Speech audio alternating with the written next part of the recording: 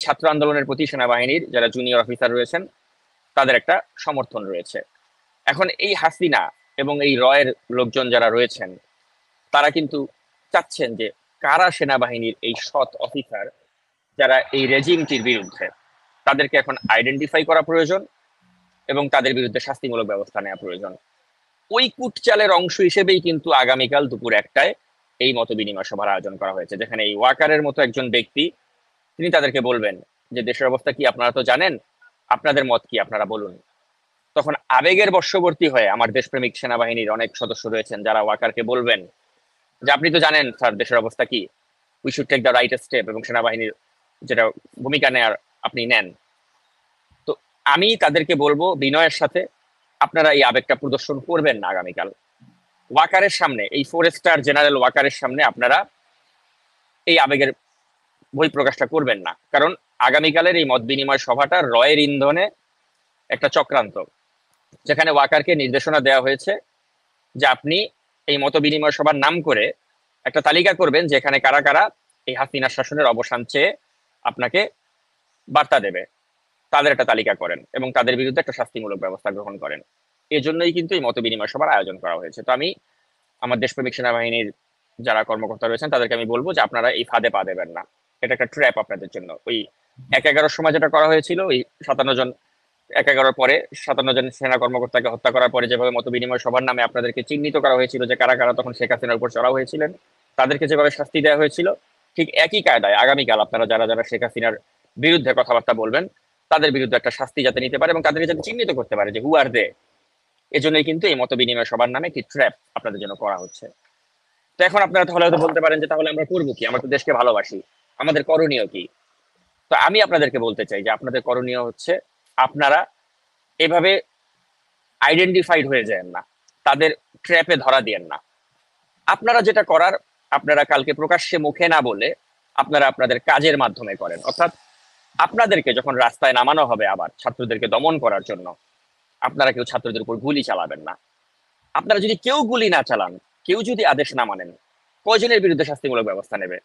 আপনারা সবাই যদি ভাবলেন যে আমরা অসহযোগিতা করব, অর্থাৎ অসহযোগ সেনাবাহিনীর পক্ষ থেকে, যে আমরা কেউ নিরস্ত্র জনগণের উপর, ছাত্রছাত্রীদের উপর আমরা গুলি ছুড়বো না, তাহলে কিন্তু এই ওয়াকারের পক্ষে সে কয়জনের বিরুদ্ধে শাস্তিমূলক ব্যবস্থা নেবে? অর্থাৎ সে কিন্তু তখন একটা ভেবাচাকা খেয়ে যাবে যে আমি কার বিরুদ্ধে আমি শাস্তিমূলক ব্যবস্থা দিব, কারণ কেউই তো গুলি চালাচ্ছে না। এখন আপনাদেরকে যদি অন্যায়ভাবে গুলির নির্দেশ দেওয়া হয়, আপনারা কেউ গুলি করবেন না, আপনারা অসহযোগিতা করবেন, আপনারা ছাত্রদের বিরুদ্ধে যাবেন না, জনগণের বিরুদ্ধে যাবেন না। ওটাই আমরা মনে করি দেশবাসীর প্রতি আপনাদের একটা সবচেয়ে বড় সার্ভিস হবে। কিন্তু এই মুহূর্তে এই ফ্যাসিবাদী শক্তি বা এই ওয়াকার এদের সামনে নিজেদেরকে ধরা দেবেন না। তো এটাই হচ্ছে আপনাদের প্রতি আমার পরামর্শ বা অনুরোধ, যে আগামীকাল যে একটা চক্রান্ত করা হচ্ছে মত বিনিময় সভার নামে, এখানে আপনারা কিন্তু ধরা দেবেন না এবং এখানে আপনারা একটা মৌনতা বজায় রাখবেন। এবং আপনাদের যেটা মানে করতে হবে, যেটা আপনাদের করণীয়, সেটা আপনারা আপনাদের কাজের মাধ্যমে করবেন। অর্থাৎ আপনারা মানে ভোকাল হবেন না, আপনারা গুলি চালাবেন না নিরস্ত্র জনগণের উপরে। ওটার মাধ্যমেই কিন্তু জনগণের প্রতি আপনাদের যে কমিটমেন্ট, আপনাদের যে জনগণের প্রতি যে দায়বদ্ধতা, সেটা আপনারা প্রমাণ করতে পারবেন। তো এটাই হচ্ছে আপনাদের প্রতি আমার পরামর্শ, এবং আমি যে গুরুত্বপূর্ণ বার্তা বলেছিলাম এটাই ছিল আমার কাছে গুরুত্বপূর্ণ বার্তা, যে আপনারা জনগণের উপর গুলি চালাবেন না, জনগণের কাতারে থাকেন। এটাই আপনাদের জন্য আমার অনুরোধ, এবং আগামীকাল ওই ট্র্যাপে পা দেবেন না। আর মিস্টার ওয়াকার, তার প্রতি আমার কিছু পরামর্শ আছে বা তার প্রতি আমার কিছু অনুরোধ আছে, বা তিনি একজন সিনিয়র, একজন সেনাবাহিনীর একজন 4 স্টার জেনারেল, সেনা প্রধান। আমি তো মনে করি তার আর চাওয়া পাওয়ার কি আছে? আপনি দেশের সেনাবাহিনীর প্রধান হয়েছেন, আপনার জীবনের ড্রিম, আপনার যেটা সেটা পূরণ হয়েছে। একজন সেনা কর্মকর্তা হিসেবে সেনাবাহিনীর প্রধানের চেয়ে তো বড় আর কিছু হতে পারে না, সেই পদ আপনি পেয়েছেন।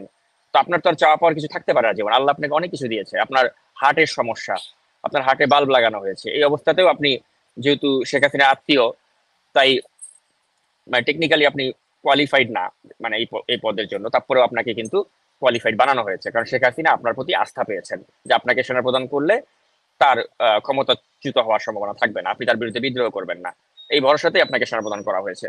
কিন্তু আমি আপনাকে প্রশ্ন করতে চাই যে আপনি ছোটবেলা থেকে যখন সেনাবাহিনীতে আপনি কাজ করবেন বলে প্রতিজ্ঞা করলেন, আপনি লেখাপড়া করলেন, পরিশ্রম করলেন, আর্মির এত কঠিন কঠিন ট্রেনিং সবকিছু আপনি উতরালেন, একটা সেনাপ্রধান হওয়া তো এত সোজা না টিটো ভাই, এটা তো অনেক ত্যাগ তিতিক্ষা পরিশ্রম, আম, নির্ঘুম রাত, অনেক কিছুর ফলেই তো আজকে এই মিস্টার ওয়াকার আজকে যে জায়গায় আছেন তিনি সে জায়গায় আছেন। আপনি যতই বলুন যে তিনি শেখ হাসিনার আত্মীয়, এই কোটায় তিনি সেনাপ্রধান হয়েছেন, এটা আমরা বলতেই পারি, কিন্তু তারপরেও আপনি মেক নো মিস্টেক, যে সেনাবাহিনী প্রধান হওয়ার জন্য মিস্টার ওয়াকারকে অনেক কষ্ট করতে হয়েছে, অনেক পরিশ্রম করতে হয়েছে, অনেক নির্ঘুম রাত কাটাতে হয়েছে, অনেক অধ্যাবসায় করতে হয়েছে, করেই তো তিনি আজকে এই পজিশনে এসেছেন। তো এই মানুষটি আজকে তিনি জাতির এই ক্রুশিয়াল একটা মোমেন্টে তিনি কি দেখতে পাচ্ছেন না যে একজন নিরস্ত্র আবু সাইদ তাকে কিভাবে গুলি করে মেরে ফেললো শেখ হাসিনার হায়না পুলিশ বাহিনী? তিনি কি দেখতে পাচ্ছেন না যে মুগ্ধর মতো একজন শিক্ষার্থী, তিনি পানি লাগবে কার বলে তিনি ডাকছিলেন, তাকে রাজপথে গুলি করে মেরে ফেলা হলো? আমরা যা দেখছি তিনি কি তা দেখছেন না? আমরা যেটা দিয়ে আমাদের রক্তক্ষরণ হচ্ছে হৃদয়ে, সেটা কি তার রক্তক্ষরণ হচ্ছে না? কারণ আফটার অল তিনিও তো এই দেশের মানুষ, তিনি তো একটা ওত নিয়ে সেনা প্রধান হয়েছেন যে দেশকে রক্ষা করবো, দেশের স্বাধীনতা সার্বভৌমত্বকে রক্ষা করবো, দেশের মানুষের পাশে দাঁড়াবো। এই শপথ নিয়েই তো তিনি আজকে সেনাপ্রধান হতে পেরেছেন। তো মিস্টার ওয়াকার, আজকের দিনে আমি আপনাকে ওইটাই অনুরোধ করবো যে আপনি তো আজকে এই যে সেনাপ্রধানের এই পদটি আপনি পেয়েছেন, এটা তো অনেক পরিশ্রম করে আপনি অর্জন করেছেন। আমি যতই বলি যে শেখ হাসিনা আপনাকে এই পদটা দান করেছেন, না, এটা দান কি, আপনাকে এটা আল্লাহ এই পদে বসিয়েছে বলেই আপনি এই পদে বসতে পেরেছেন। তো আপনি একটু রিয়েলাইজ করার চেষ্টা করুন যে আজকে আপনার একটা সঠিক সিদ্ধান্ত কিন্তু আপনাকে জাতির কাছে হিরো বানিয়ে দিতে পারে। আপনার ইতিপূর্বে কিন্তু অনেকে অনেক সেনাপ্রধান হয়েছে, আপনি আজকে তাদের পরিণতি একটু চিন্তা করে দেখুন। আমি আপনাকে আপনার পূর্বসূরি হিসেবে যিনি ছিলেন মইনু আহমেদ, তার কথা একটু স্মরণ করে দিতে চাই। চিন্তা করে দেখুন, এই মইনু আহমেদ, তার কিন্তু হাতে একটা সুযোগ ছিল এই দেশ ও জাতিকে মুক্তি দেওয়ার। আজকে দেখুন সেই মইনু আহমেদ কোথায়। আমি এই যে শহরে বসে এখন এই রেকর্ডিংটা করছি, এই ফ্লোরিডার ওয়েস্ট পাম বিচ, এই শহরে মইনু আহমেদ বসবাস করে। একটা কুত্তাও তাকে পোছে না। চোরের মতো তার বউ বাংলাদেশে যায়, সে নিজে বাংলাদেশে যেতে পারে না শেখ হাসিনা শাসন আমলে। বিএনপি যদি কখনো ক্ষমতায় আসে, বিএনপির আমলে তো যাওয়ার প্রশ্নই উঠে না। তার লাইফটা কি তাহলে চিন্তা করুন। একটা সেনাপ্রধান ছিল এক সময়, তার হাতে ক্ষমতা ছিল দেশটার অর্থ, মানে দেশটার পুরো রাজনৈতিক চিত্রটাকে বদলিয়ে দেওয়া, দেশটার একটা আমূল পরিবর্তন আনার। আজকে জাতির সাথে গাদ্দারি করার কারণে তার পরিণতি দেখুন যে আজকে তিনি চোরের মতো এই ফ্লোরিডার একটি শহরে তিনি থাকেন, এবং বাংলাদেশেও তিনি যেতে পারেন না। আর বিএনপি আসলে তো পারবেনই না যেতে কখনোই, এবং মুখও খুলতে পারেন না। সাক্ষাৎকার নিতে চাইলে সাক্ষাৎকার দিতে পারেন না। ভীরু কাপুরুষ একটা নপুংসক হয়ে বসে আছেন। তো আপনি চিন্তা করে দেখুন যে আপনিও কি ওই মইনের মতো পরিণতি বরণ করতে চান? আপনিও কি চান ওই আজিজের মতো পরিণতি বরণ করতে, যে অল দ্য প্রাইম মিনিস্টার ম্যানের মতো একটা ডকুমেন্টারি আপনার বিরুদ্ধে হবে? বা আপনিও কি চান যে শফিউদ্দিনের মতো একটা হিজড়া সেনাপ্রধান হিসেবে আপনার খেতাব হোক, যে একটা হিজড়া ছিলেন আপনি শেখ হাসিনার দলদাস সেনাপ্রধান? নাকি আপনি চান ইতিহাসে অমর হয়ে থাকতে? সবাই তো ইতিহাসে অমর হওয়ার সুযোগ পায় না। আপনার হাতে তো আজকে একটা মানে এই জাতির সন্ধিগণে ইতিহাসে অমর হয়ে থাকার একটা সুযোগ এসেছে। আপনি জিয়াউর রহমানের কথা চিন্তা করুন। যখন জিয়াউর রহমান, তিনি যখন আমি মেজর জিয়া বলছি, বাংলাদেশ স্বাধীনতা ঘোষণা করছি, তিনি যখন ওই আহ্বান দিলেন জাতির উদ্দেশ্যে, মুক্তির আহ্বান, স্বাধীনতার ঘোষণা তিনি যখন দিলেন, তখন কিন্তু তিনি একবারও চিন্তা করেন নাই যে এই ঘোষণা দেওয়ার ফলে আমার স্ত্রী, আমার সন্তান, তাদের উপরে পাকিস্তানি হানাদার বাহিনী তারা কি করতে পারে, তাই না? যদি দেশ স্বাধীন না হতো আজকে জিয়াউর রহমানের পরিণতি কি হতো টিটো ভাই, একটু চিন্তা করে দেখুন। কিন্তু উনি তো ওই ঝুঁকিটা নিয়েছেন দেশ ও জাতির প্রয়োজনে। তো জিয়াউর রহমানও তো বাংলাদেশ সেনাবাহিনীরই একজন, আপনিও তো বাংলাদেশ সেনাবাহিনীরই একজন। তো আপনার পূর্বসূরি জিয়াউর রহমান যদি ওরকম একটা দৃষ্টান্ত রাখতে পারে, তো মিস্টার ওয়াকার, আজ আপনি কেন 2024-এ দাঁড়িয়ে পারবেন না? কারণ আমরা তো দেখেছি যে আমাদের 24-এর জেনারেশন, তারা তো 71, 52 ওই জেনারেশনের চেয়ে কত বেশি মাত্রায় সাহসী, তারা কত বেশি মাত্রায় তাদের চেয়ে বেটার, এটা কিন্তু প্রমাণ হয়ে গেছে। ঢাকার রাজপথে প্রমাণ হয়ে গেছে।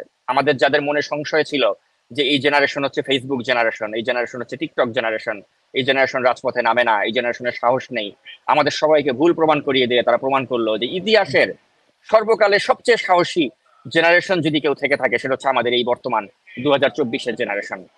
যে যারা বুক চিতিয়ে দিতে পারে আবু সাইদের মতো পিস্তলের সামনে, বন্দুকের নলের সামনে। তো ওই জেনারেশনের সেনাপ্রধান আপনি, আপনার তো গর্ব হওয়া উচিত। আমরা তো বলতে পারি 52, 71 অনেক সময় অনেক ধরনের মানে বিরচিত কর্মকাণ্ড আমরা দেখেছি মানুষকে, কিন্তু ওই সময় কি এতগুলো মানুষ মারা গিয়েছিল? ওই সময় কি এভাবে বুক পেতে দেওয়ার কাহিনী আমরা দেখেছি? এখন তো শত শত ফুটেজ আমরা দেখি, নারী পুরুষ নির্বিশেষে সবাই রাজপথে নেমে এসেছে। এই দৃশ্য কি 52-তে দেখা গিয়েছিল? এই দৃশ্য কি 71-এ দেখা গিয়েছিল? এই দৃশ্য কি আপনার 69-এ দেখা গিয়েছিল? এত মাত্রায় দেখা যায়নি টিটো ভাই। যেই মাত্রায়, যেই মাত্রার সাহসিকতা আমরা এই গত কয়েকদিন ধরে দেখছি, যেই মোমেন্টাম, যেই প্যাট্রিয়টিজম আমরা দেখছি, আমি মনে করি না ইতিহাসের কখনো কোনো আন্দোলনে এ ধরনের সাহসিকতা আমরা এর আগে দেখেছি। এবং এটা আমার কথা না, আপনি আমাদের ইতিহাসের প্রবাদ পুরুষ যদি বলি আমি, বদরুদ্দিন ওমর, তিনিই তো বলেছেন যে তিনি 52 সালে এরকম আন্দোলন, এরকম গণ আন্দোলন তিনি দেখেননি। তো এটা আমার কথা না, আপনি ইতিহাসের মহানায়ক ওই বদরুদ্দিন ওমর, ইতিহাসের বা কালের সাক্ষী মহানায়ক তার কথাতেই আপনি এটা প্রমাণ পান যে আমাদের এই জেনারেশন বা এই 2024-এর অভ্যুত্থান এটা সমস্ত অভ্যুত্থানকে ছাড়িয়ে গিয়েছে।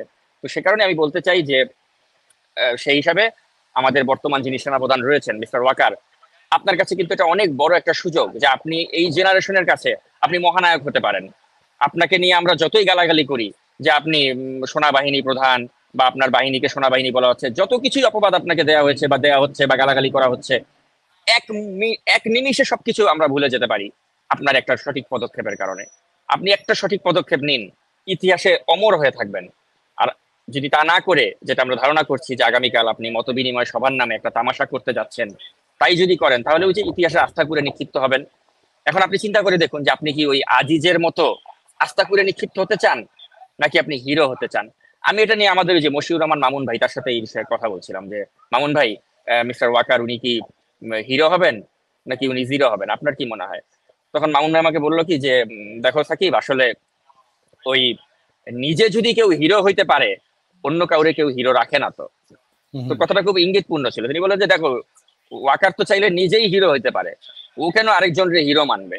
এখন হিরো কে? হিরো হচ্ছে শেখ হাসিনা, যারা সবাই সবাই যাকে স্যার স্যার স্যার স্যার বলতে হয়, যার পায়ের তলায় মাটি নাই। তো মিস্টার ওয়াকার, আপনি তো আজকে এই 52-র ভাষা আন্দোলনের যে একটা স্থান, অমর একুশে, বা এই যে শহীদ মিনার যাকে আমরা বলি, সেই শহীদ মিনারের সামনে কি হলো আপনি তো দেখলেন, যেখানে সেই সো কল্ড হিরো শেখ হাসিনাকে মানুষ কি ভাষায় গালি দিচ্ছে।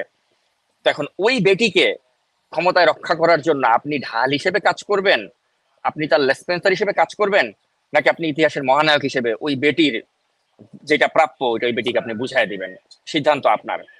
আমি আপনাকে খালি এটাই বলবো যে আপনি এই 2024-এর আমাদের যে জেনারেশন, তাদের যে ক্রোধ, এই ক্রোধের ভাষা আপনি বোঝার চেষ্টা করুন। এই ক্রোধ কিন্তু কোনো বন্দুকের নলের সামনে থামবে না। আপনি আপনার পূর্বসূরি নুরুদ্দিনের কথা কি আপনার মনে আছে? নুরুদ্দিন কি বলেছিল এরশাদকে, যে আমি এই নিরস্ত্র মানুষের গায়ে গুলি চালাতে পারবো না, এরশাদ সাহেব আপনি ক্ষমতা ছেড়ে দেন।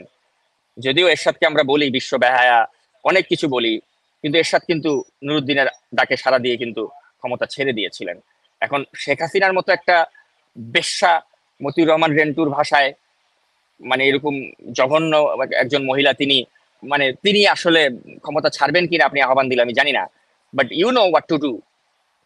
তাকে ভদ্র ভাষায় বললে তিনি শোনেন না, যেটা জ্যাকব মিল্টন বলেন যে শেখ হাসিনাকে আপনি ভদ্র ভাষায় বললে সে শুনবে না।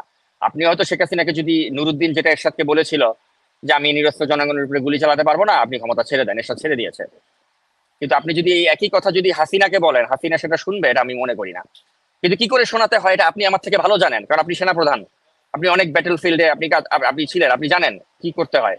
তা আমি এখানে লাইভ টেলিভিশনে আমি এটা বলতে চাই না যে what to do, but you know what to do. তো আমি আপনাকে ওটাই বলবো যে আপনার কাছে ইতিহাসের মহানায়ক হওয়ার একটা সুযোগ এসেছে। আপনি নিজে যেখানে মহানায়ক হতে পারবেন, আপনি সেখানে একটা খলনায়িকাকে নায়িকা হিসেবে রাখার জন্য নিজে কেন খলনায়ক হবেন, বরং মহানায়ক হন। এটাই আপনার প্রতি আমার আহ্বান।